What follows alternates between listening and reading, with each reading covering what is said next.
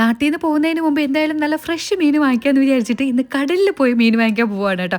കഴിഞ്ഞ 1-2 ആഴ്ചയ്ക്ക് മുമ്പേ ഞങ്ങൾ പോയിട്ടുണ്ടായിരുന്നു. അന്ന് ഞങ്ങൾ വിഴിഞ്ഞത്തായിരുന്നു പോയത്. അപ്പോൾ അവിടെ വെച്ച് പറഞ്ഞതാണ്, നിങ്ങൾ വേറൊരു സ്ഥലത്ത് പോയിരുന്നാൽ അവിടെ രാവിലെ ഒരു 6-7 മണിക്കൊക്കെ എത്തിക്കഴിഞ്ഞാൽ നല്ല മീൻ കിട്ടുമെന്നേ. ഞങ്ങളിവിടെ വീട്ടിൽ നിന്ന് ഇറങ്ങിയപ്പോൾ തന്നെ 7 മണിയായി. അപ്പോൾ അവിടെ ചെന്നപ്പോൾ മീനെല്ലാം കഴിഞ്ഞു പോയി കേട്ടോ. പിന്നെ ഞങ്ങൾ വിഴിഞ്ഞത്തോട്ട് പോകാനുള്ള പ്ലാനാണ്.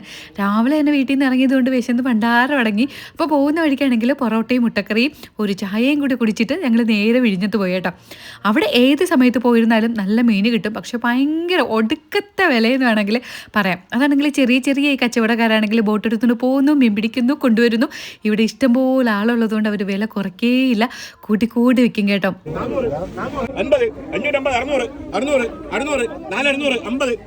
വില കുറയ്ക്കോ കുറച്ച് വാങ്ങിക്കാമെന്നൊക്കെ വിചാരിച്ചിട്ട് അവിടെ കുറേ സമയം നിന്നിട്ടും ഈ വിലയിൽ ഒരു അങ്ങോട്ടും ഇങ്ങോട്ടോ മാറ്റമില്ല, കൂട്ടി പോകുന്നതല്ലാതെ കേട്ടോ. 2000-3000 ഇതിനെ അവർ വില ഇങ്ങനെ ലേലം വിളിക്കാറുള്ളൂ. അല്ലെങ്കിലും വില കേട്ടാൽ പിന്നെ നമുക്ക് കഴിക്കാനും തോന്നൂല. പിന്നെ അവിടെ നിന്നപ്പോൾ നമ്മുടെ ഇവിടെയൊക്കെ കല്ലം കണമാന്ന് പറയും, ആ ഒരു സാധനം, അത് ഇത് ഒരെണ്ണത്തിന് 900 രൂപയാണ് കേട്ടോ. പിന്നെ തളമീൻ എന്നൊക്കെയാണ് അയാൾ എൻ്റെ അടുത്ത് പറഞ്ഞത്, ഞാൻ കണ്ടിട്ടില്ല കേട്ടോ. തളമീൻ എൻ്റെ എന്തുമാത്രം വലിയ മീനുകളുണ്ടായിരുന്നോ എന്തോ.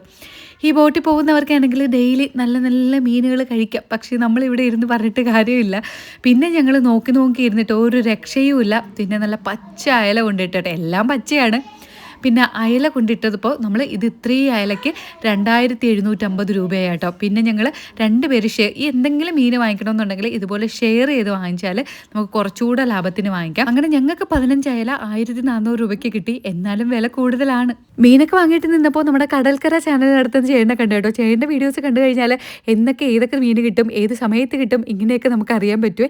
അങ്ങനെ ഞാൻ ഇടയ്ക്കിടയ്ക്കൊക്കെ വീഡിയോസ് കാണാറുണ്ട്. അങ്ങനെ കണ്ടു, സംസാരിച്ചു, സന്തോഷം അറിയിച്ചു. പിന്നെ ഞങ്ങൾ ചൂര മീൻ വാങ്ങിയിട്ടുണ്ടായിരുന്നേ, അത് വലിയ കുഴപ്പമില്ലാത്ത റേഞ്ചിന് കിട്ടി. അപ്പോൾ അതിൻ്റെ വീഡിയോ എനിക്ക് എടുക്കാൻ പറ്റിയില്ല, എൻ്റെ ഫോൺ അങ്ങ് സ്വിച്ച് ഓഫ് ആയിപ്പോയി.